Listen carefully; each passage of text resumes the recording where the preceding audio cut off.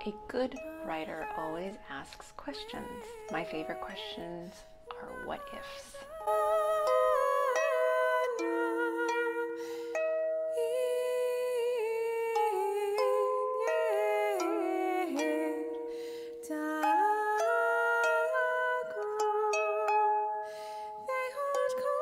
Hi there, welcome to Yarns and Yarns, episode 29.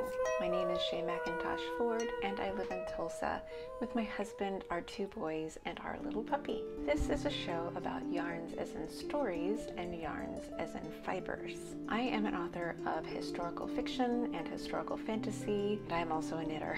In this show, I will do some book reviews, go into my bookish topic for the week, and then I will be talking about all the fibery things, which will be mostly knitting. Sometimes I do crochet and cross stitch, and eventually I will be getting into spinning. All books, yarns, patterns, anything that I can link to will be down below in the description box. First on the agenda is my favorite Shakespearean insult of the week. This one comes from this past weekend, and it's from Love's Labour's Lost. He hath never fed of the dainties that are bred in a book. He hath not eat paper, as it were. He hath not drunk ink. His intellect is not replenished. I think that's perfect. He's really stupid because he doesn't read.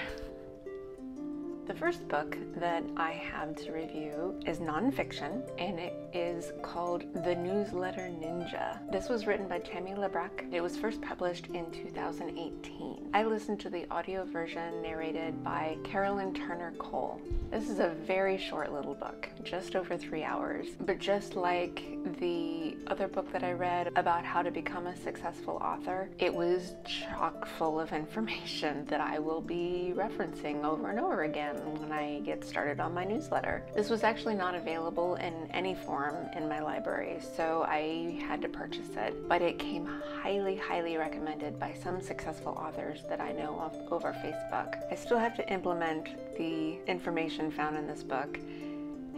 It's going to be hard. It's like the other book. It's easy to understand. It just might not be easy to do, but it definitely needs to be done, because just like in How to Become a Successful Author, that book said that I need to build a mailing list, and this is the book on how to do it. The big thing is I have to come up with topics. The way it sounds like I have to build a mailing list, I have to kind of create a blog in a sense, just not published like a blog. It would be through email, and that's the point. It's creating content that readers would like to read, so they're interested in what you're going to be selling. So I'm going to be working on that. I need to create a list of topics before I start curating an email list, so that is in the works. But I am very glad to actually own this book, because I will definitely be going back to this one over and over again. I still haven't quite gotten to the sequel for The Extraordinary Adventures of the Athena Club by Theodora Goss. It is still in my list. I still have it from the library, but this is an awkward topic, because I still love to listen to the Harry Potter books, and I know that J.K. Rowling is a controversial figure anymore. I still love the stories. I already own the first 6 of the Harry Potter books. I don't own the last one. I'd gotten them through Audible because my boys were listening to them, and then they lost interest. So we canceled the subscription, so I have all but the last one. I listen to them to fall asleep, because I like to listen to a book to fall asleep, but I don't like to listen to one I haven't listened to before. I get frustrated having to go back and figure out where I was before I fell asleep. And this is actually why the Harry Potter books are still something I listen to all the time. And it usually takes me a long time to get through them, except for the last one, because when I borrow it from the library, it's always on hold, and so I have less than 2 weeks to listen to it. It gets taken back if I don't, and I have to wait again for the hold. I have 1 day left. I'm almost done with it, and after that, then I'm going to go read the Goss book, because I'm anxious to read the rest of that one. Another book I've started is not an audiobook. It's not available there yet. This is a book called The Secret of Druia Cottage, and it is the first of a series called Betwixt the Sea and the Shore. This was written by Claire Kohler and it was published this last August. This is her debut novel. I am enjoying it very much so far, but I have the Kindle version. I don't always have a chance to sit and read a physical book, like physically read instead of listening. So I'm only about 8% into the story, but there's a lot to unpack already and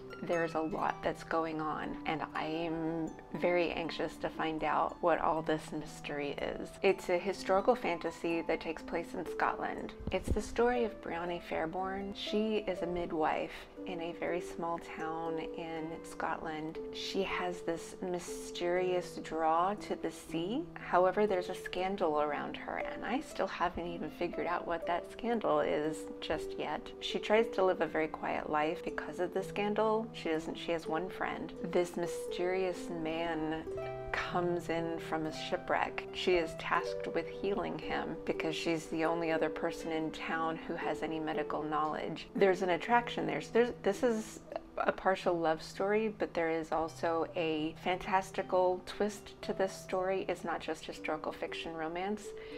There's a romance, and from what I understand, it's a low steam, so it's not like Outlander or anything, which is nice, because today that I'm recording this, being Monday, it has been nice to embark on a romance story in the midst of Valentine's Day, and I know you're not going to see this until tomorrow, but I hope you had a nice Valentine's Day. But there's definitely a lot of intrigue. I am very ready to continue reading. I only have one criticism, and that is, and it's probably just me because she has tons of great reviews on Amazon. She uses a lot of exclamation marks and I just find them a little distracting. And it's possibly that it's just me. I had a cousin, every time he would comment on something I posted on Facebook, I always knew it was him before I even read the comment or who it was written by, because there would be thousands of exclamation marks and they've just always bothered me.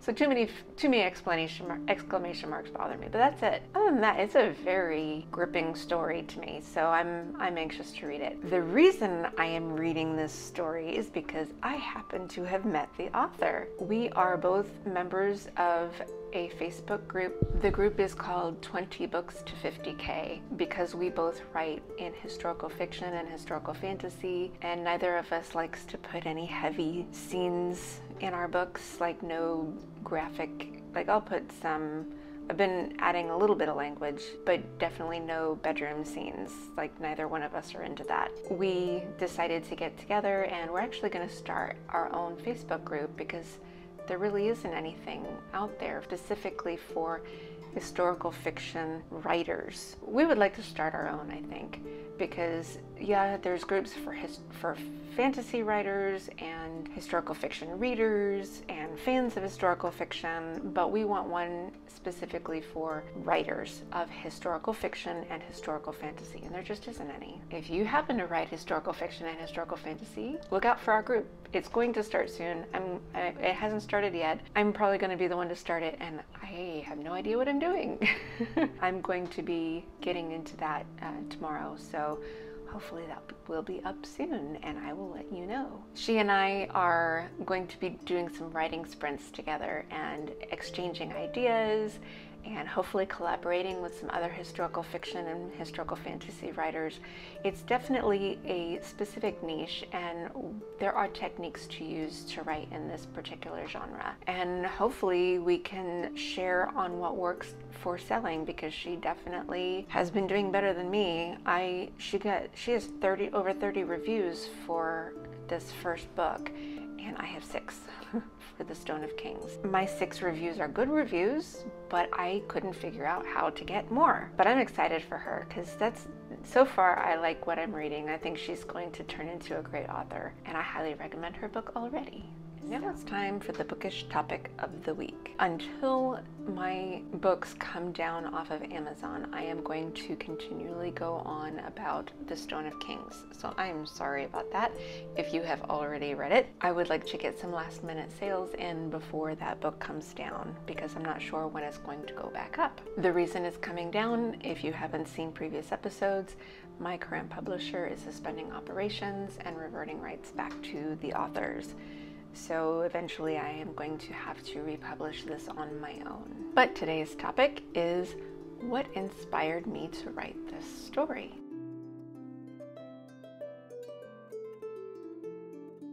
Turlough Carolyn was a real person. He was a harper in Ireland. He was blind. He traveled the country with a guide, and he was incredibly well respected as a musician.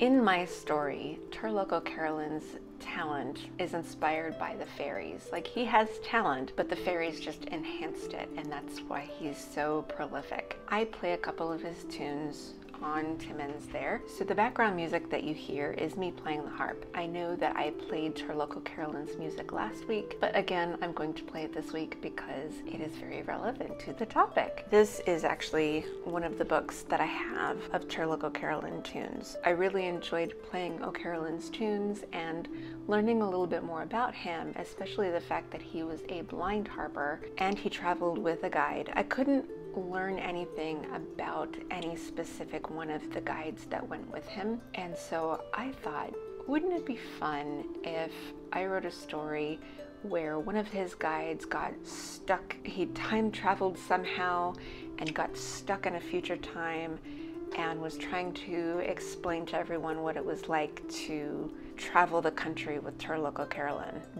It was just a what if idea. That's how my book got started. I ended up with a main character of the little 12-year-old boy because of reading William Butler Yeats, because I thought, well, if the guide is going to be traveling through time, I could kind of blend the Irish mythology with the history. I didn't know what historical fantasy was at the time. I just wanted to blend history and mythology together. So I thought, well, I need to have another character who's just obsessed with fairies. There's a reason why I used him, and it has to do with I don't want to give it away. It has to do with Brian Boru, who was an Irish king, and that's all I'm going to say about that. So The Stone of Kings is a story about a little 12-year-old boy named Arden, and he's an orphan. He's being raised by an Irish druid. Doesn't know this man is an Irish druid. He has no idea who his parents are. He believes that they completely abandoned him because they just did not want him. One day, Turlough Carolyn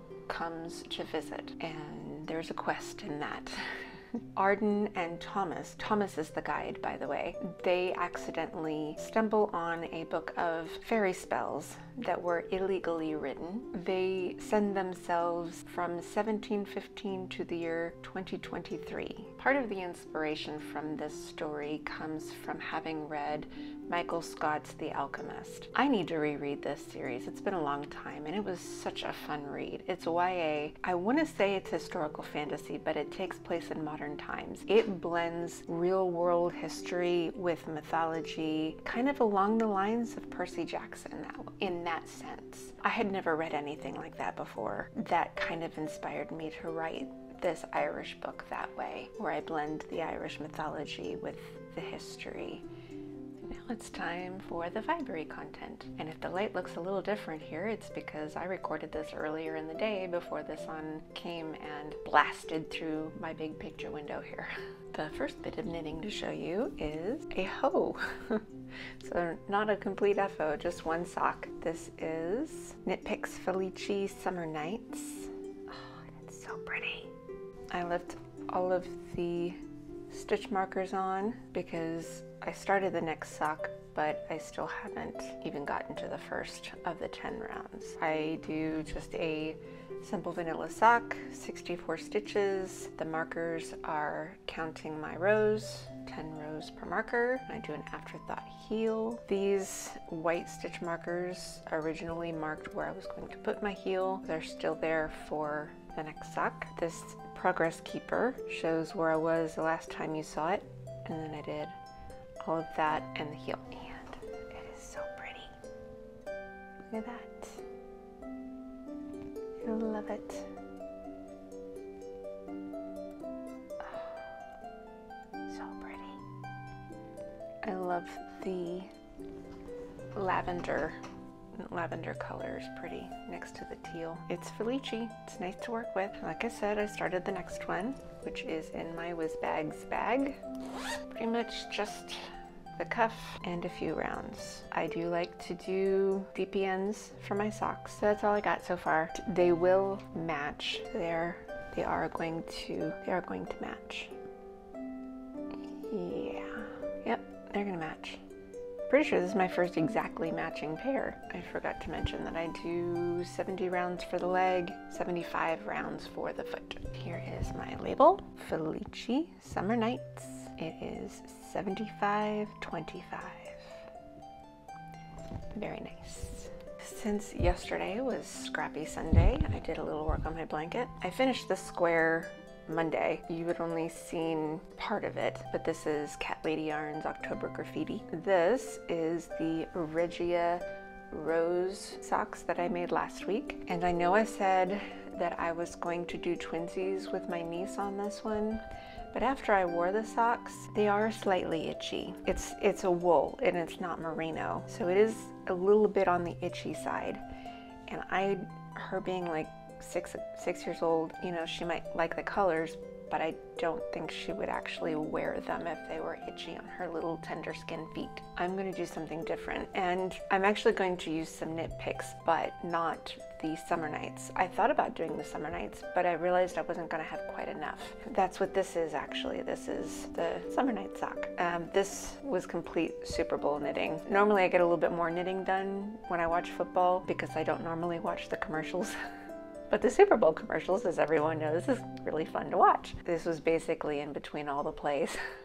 What I'm going to do with my niece, I have still a whole hank of knit picks spare that I still need to dye up with some Kool-Aid, which is what I did with this. This was that Kool-Aid dyed yarn. I'm going to dye most of it purple and then keep part of it outside the pot and then dye that little end yellow. I might mix a little orange in with several packets of the lemonade to try to get like a deep yellow, and we'll see how that goes. I love yellow and purple together. Yellows and purples are my two favorite colors. Purple obviously is my favorite color. But I'm going to make myself a pair of socks and then a pair of matching socks, and we'll go twinsies that way. Right now, that pot that I used to dye Bear Felici last time currently has leftover mac and cheese. I'm trying to get my son to eat it. It's different. We made actual mac and cheese, not the box stuff. William reacted to it and Charlie didn't. And Leo's trying to go low carb, so he's not gonna eat it. William's not gonna eat it. It's only Charlie. And it's like, would you just eat it? I'm gonna have to put it in some kind of Tupperware so that I can finally dye my yarn. So that's the plan, to go twinsies, because the Bear Felici is definitely softer than the Regia. And that is all I have for this week. I hope you get to read all the books, write all the words, and work with all the fibers. Thank you so much for watching. Please don't forget to like and subscribe, and I will see you next week. Bye. Version narrated by narrated by Carolyn Kuhn. The Extraordinary Adventures of the Facebook group for authors. But if I keep going on like this, I will start rambling.